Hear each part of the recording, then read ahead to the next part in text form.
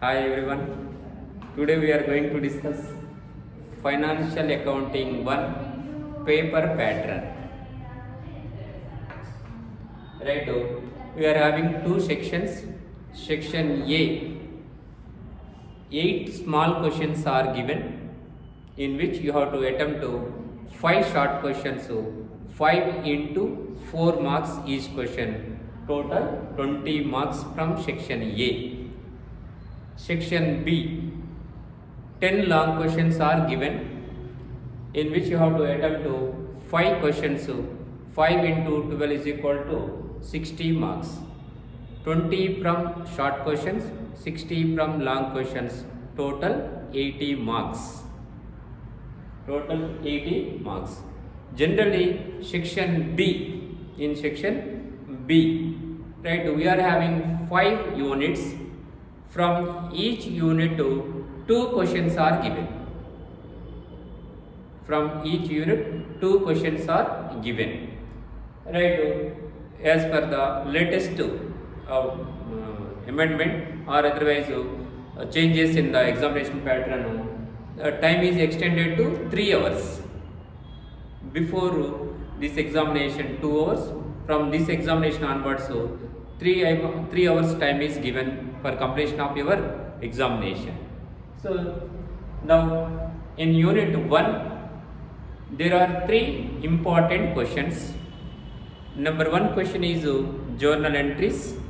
Number 2, trial balance. Number 3, one theory question, advantages and disadvantages of financial accounting, concepts and conventions of accounting.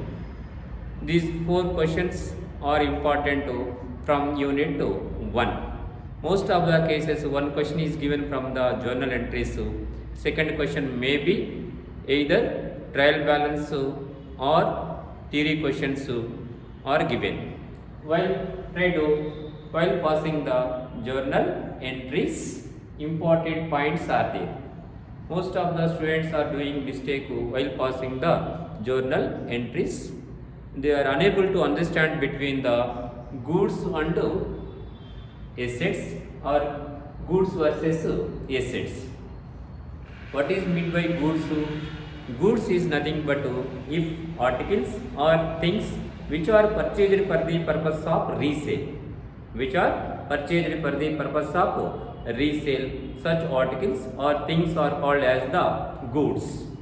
So for deciding whether it is goods or assets, so intention of the buyer is important. Intention of the buyer is important. For which purpose articles are purchased, whether it is for resale purpose or whether it is for usage in the business. Usage in the business. So here goods means if any articles or things which are purchased for the purpose of resale, those articles or things are called as the goods. For our convenience, goods accounts are classified as 4 types.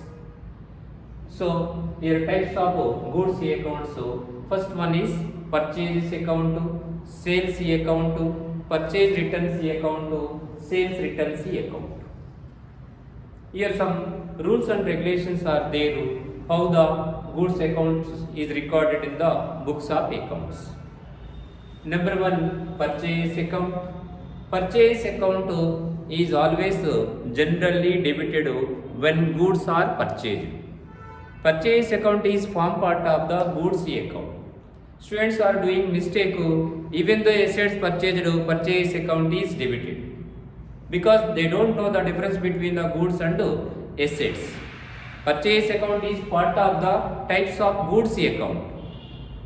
Purchase account is part of the goods account. The word purchase account is used only in respect of the goods, so not in respect of the assets. So purchase account always debit when goods are purchased. Otherwise purchase account is debit only for goods. Other than goods purchased, always the objective is debited. Like fans are purchased, fans account debtor. Benches are purchased, benches account debtor. If pens are purchased, pens account debtor. Purchase account debited only for goods. Next sales account. Right, already we discussed definition of goods purchased for resale purpose. When goods are sold to the outsiders, then sales account is always credit. Sales account is always credit. Then once goods purchased, there may be a chance of the on account of the various reasons purchased goods are returned to the suppliers. Purchased goods are returned to the suppliers. At that time, purchase returns account is always credit. Purchase returns account is always credit. Next, on account of the various reasons, once goods sold to customers, they are returning goods to us on account of the various reasons. At that time, sales returns account is always debit. So these are the rules. So purchase account is always debit, sales account is always credit, purchase returns always credit, sales returns always debit. This is about the goods versus assets. Next, assets. Assets means if any articles or things which are purchased for usage in the business. Usage in the business. It means no intention of resale. No intention of resale. So, if assets are purchased, relevant asset account is always debit. If assets are purchased, relevant asset account is debit. Generally, students are doing mistake in this area. Even though assets purchased, purchase account is debited. But whenever the relevant assets are purchased, relevant asset account is debit. If furniture purchased, furniture account debtor. If plant and machinery purchased, plant and machinery account debtor. If buildings purchased, buildings account debtor. So relevant asset account is always debit when asset is purchased. Right, asset account is always credit when asset is sold. When asset is sold. For example, building is sold, building account is always credit. Furniture is sold, furniture account is always credit. Land is sold, land account is always credit. But students are, even the assets are sold, sales account is created.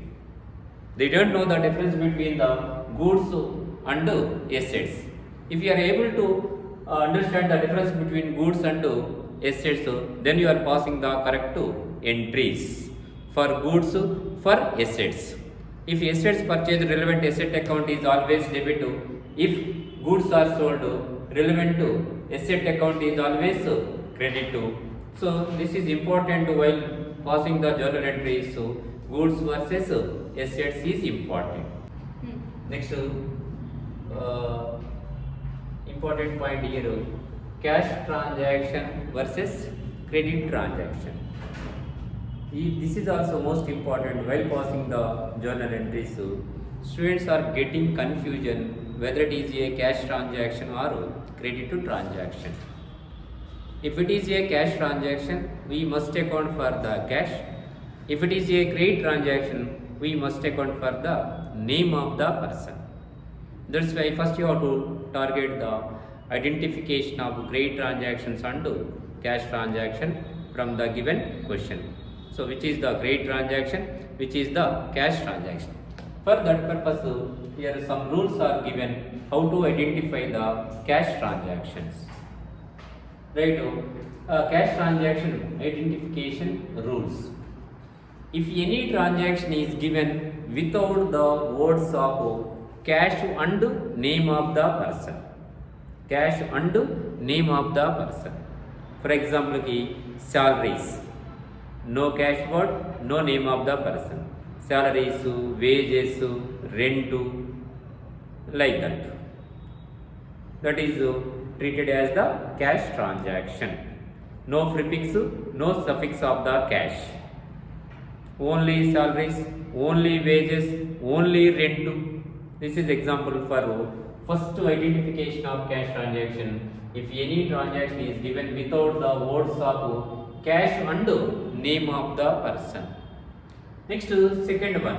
If any transaction is given with the word of cash, with the word of cash, that means along with the transaction, the word cash is also given. Goods purchased from Ramu on cash. Goods sold to Lakshman on cash. The transaction itself suggested that the given transaction is a cash transaction, because along with the transaction, the word cash is also given. The word cash is also given in the question.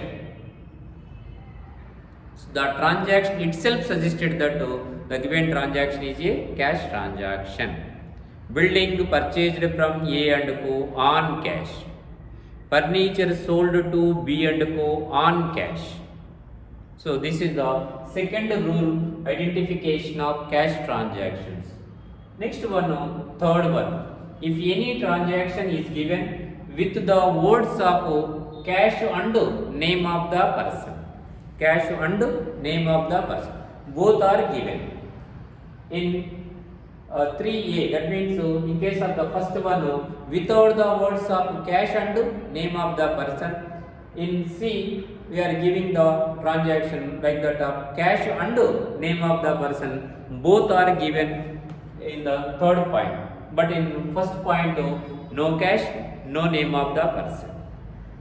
Whenever the transaction is given along with the words of cash and name of the person, that transaction is also treated as the cash transaction. Right? Like in the previous example, so goods sold to Ramu on cash. Goods purchased from Lakshman on cash. Whereas building purchased from A and Co on cash. Furniture sold to B and Co on cash. Both are given. Name of the person and the word cash. After identifying the cash transaction, so here one important point is there. Once the student is deciding the given transaction is a cash transaction, you must account for the cash account either debit or credit. That is the important point here. Once student is deciding the given transaction is a cash transaction, you must account for the cash account either debit or credit as the case may be. That is depending upon whether it is a cash transaction or credit transaction. After cash transactions, next the rules for identification of credit transactions.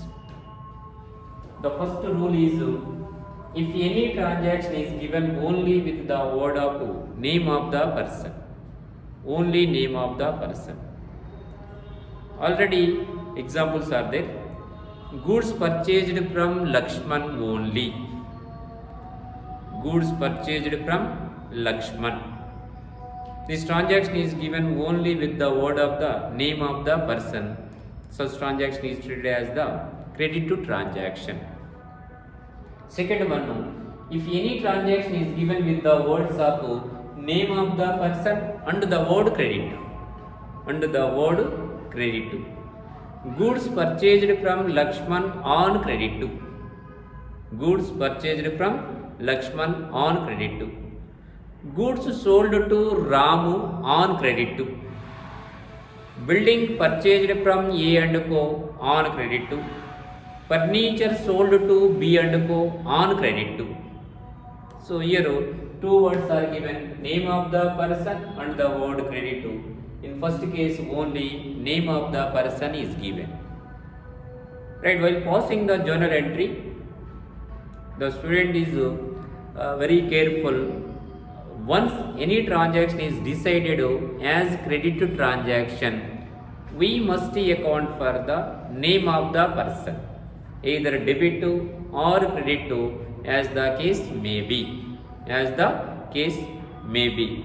If any transaction which is decided as credit transaction, we must account for the name of the person,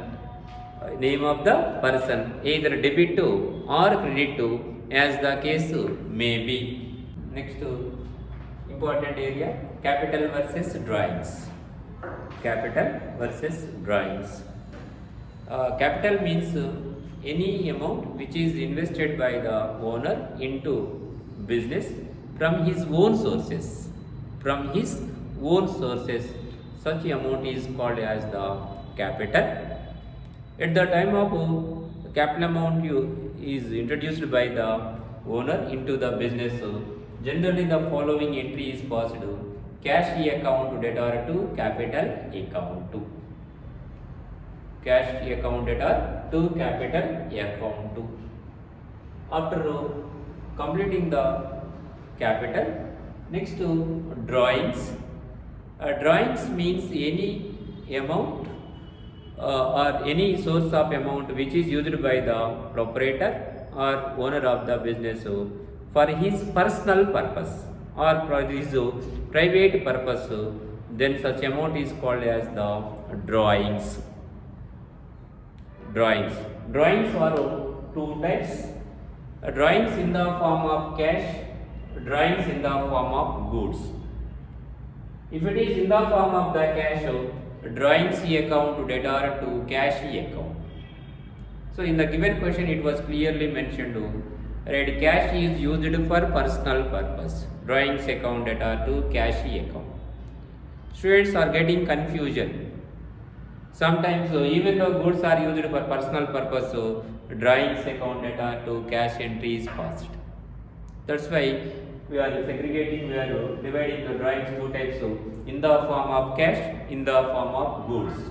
If it is in the form of cash, drawings account debtor to cash account. If it is in the form of goods, drawings account debtor to purchases account. Why purchase account is credited here? If goods are used for other than resale, purchase account is always credit. If goods are used for other than resale, purchase account is always credit. Here goods are used for personal purpose or private purpose. That's why purchase account is credit to here. Purchase account is credit to here. So most of the students are doing or passing the wrong entries at the time of capital amount introduced, at the time of drawings. Especially for drawings, they are unable to maintain distinction between in the form of cash, in the form of goods. So very important areas. In generally in the examination problem, three transactions are given which are relating to the drawings and capital. Which are relating to the drawings and capital. So you have to be very careful while passing the journal entries in the form of goods, in the form of cash. Next, special entries. After completion of goods versus assets, cash versus credit, drawings versus capital. Next one is special entries. Special entries. Under special entries, here four special entries are there. First one, goods distributed as pre-samples. Goods distributed as pre-samples. So if goods are distributed for pre-samples, so entry is advertisement account debtor to purchases account. Purchase account is always debit, no doubt, but only at the time of purchasing. If goods are used for other than resale, purchase account is credit. Generally goods purchased for resale, but here goods are distributed as pre-samples, then purchase account is credit. Advertisement account debtor to purchases account. This is one special entry. Next, goods distributed as charity. Goods distributed as charity. Charity account debtor to purchases account. Because here also goods used for other than resale. Once goods used for other than resale, purchase account is credit. Charity account debtor to purchases account if goods are given as charity. That is one special entry. Next, most important, bad debts recovered. Bad debts recovered. Right, entry cash account debtor to bad debts recovered account. Most of the students are passing the wrong entry here. Cash account debtor to bad debts recovered account. Next one, fourth one, installation or erection expenses on installation or erection of the assets. Installation oblique erection expenses paid on installation or erection of the assets. Generally, students are debiting the installation expenses or erection expenses. But correct entry is relevant asset account debtor to cash account. If installation is paid on planted machinery account debtor. If installation is paid on buildings account debtor. So for which asset installation expenses are paid? If it is for planted machinery account debtor. If it is for furniture account debtor to cash account. Generally, students are doing mistake. Installation expenses, erection expenses. If the word expenses are given in the question, simply as per normal accounts rules, relevant to expenses account is debited. So wrong entry is passed. In this case, installation expenses or erection expenses, you are using the word installation or erection expenses. That is the wrong. Always you have to debit the relevant to asset account for which asset purpose expenses are paid. If it is building account. If it is furniture account debtor. So this is the most important area. Special entries. Goods distributed as free samples, goods distributed as charity, bad debts recovered, installation or erection expenses on assets. In the given 4 examples, generally in the examination problem, 2 transactions are given from the given 4 items. 2 are given in the examination.